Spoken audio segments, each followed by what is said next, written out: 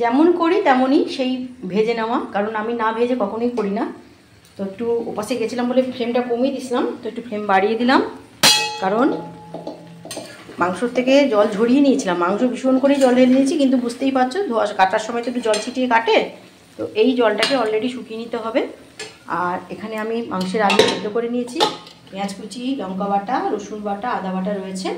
আর একটু ফোড়ন দেওয়ার জন্য এই যে একটু এলাচ আর একটু লবঙ্গ আর একটু দারচিনি ফোড়ন দেবো।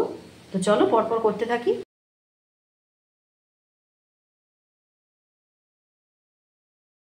কতটা স্টিফ হয়ে গেছে দেখো, তবে অবশ্যই কড়া বদলে দিতে হবে। আমি যে কড়াই মাংসটা ভাজি সে কড়াই কিন্তু আমি রাঁধি না। এই দেখো আর একটা কড়াই, এখানে মোটামুটি আমার একটু চিনি দিয়ে রং করে, যেমন ক্যারামেলাইজ করা হয় করে, আমি একটু ওর মধ্যে লবঙ্গ আর এলাচ, একটু দারচিনি ফোড়ন দিয়ে দিয়েছি। অবশ্যই সেগুলোকে একটু পিষে নিয়েছি, মুখে লাগলে ভালো লাগে না, একটু থেঁতো করে নিয়েছি, জাস্ট থেঁতো করে তারপরে এর মধ্যে আমি মিশিয়ে দিয়েছি। তো অলরেডি আমার পেঁয়াজটা ভাজা ভাজা হয়ে এসেছে, এর মধ্যে আমি দিয়ে দেবো রসুনটা।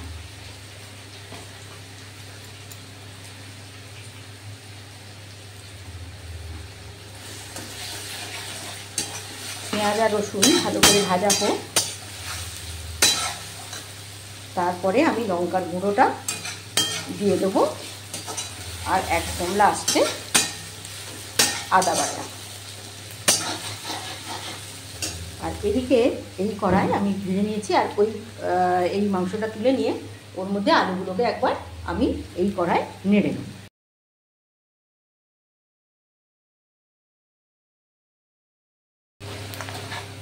খুব সুন্দর করে আমার পেঁয়াজ আর রসুনটা ভাজা হয়ে গেছে।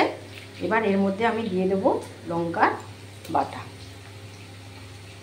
বাটা লঙ্কাটা একটু দিয়ে দেবো।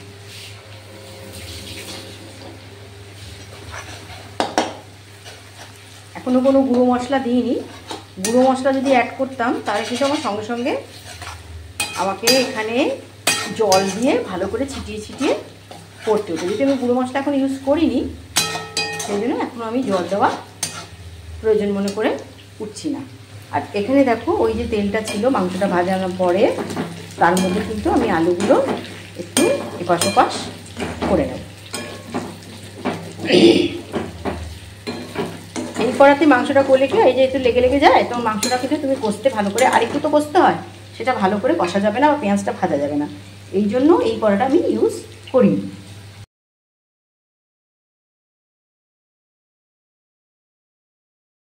দিয়ে দিলাম আদা,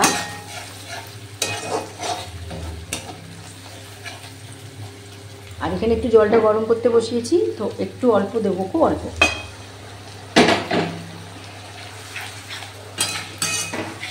আর আদার সঙ্গে সঙ্গে আমি এর মধ্যে আর একটু কষে নিয়ে এর মধ্যে হলুদ আর লঙ্কার গুঁড়ো।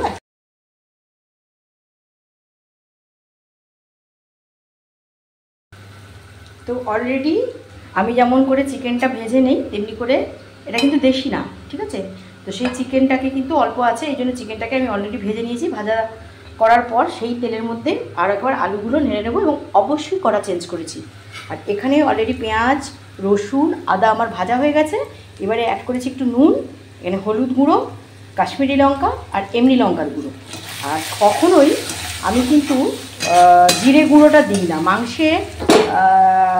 দেখো মাংসে জিরে গুঁড়োটা অনেকেই দেয়, কিন্তু আমার মনে হয় জিরে গুঁড়োটা ঘুগনির জন্যই তোলা থাক, বা কোনো নিরামিষের জন্যই তোলা থাক, বা কোনো মাছের ঝোল টোল ঠিক আছে, কিন্তু মাংসে জিরে বাটাটা দিয়ে দিলে না একটা বিচ্ছিরি গন্ধ হয়, মানে তখন মনে হয় যে মাংস খাচ্ছি না ঘুগনি খাচ্ছি। তো অলরেডি আমার মশলাটা তেল ছেড়ে এসেছে।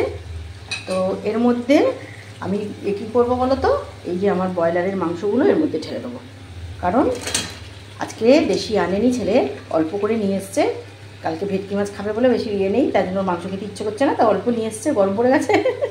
তো সেই জন্য অল্প করেই করছি, এবং এটা ভেজে আমি নিয়েছি, দেশি তো, সরি দেশি নয় তো, তাই।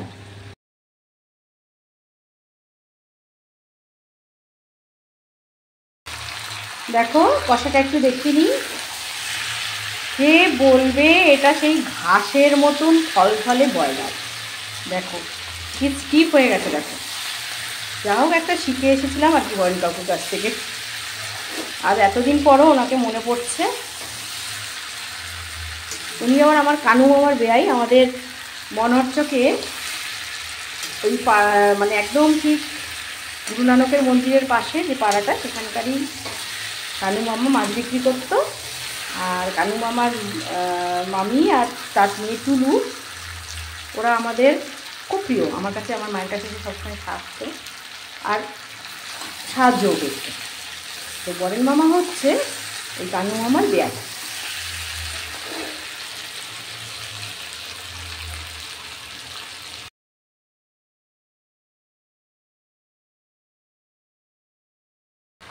কষা কমপ্লিট। এবারে এখানে একটু জল গরম করে দিয়েছি প্রেসারে, জল দিয়ে দেবো। ব্যাস।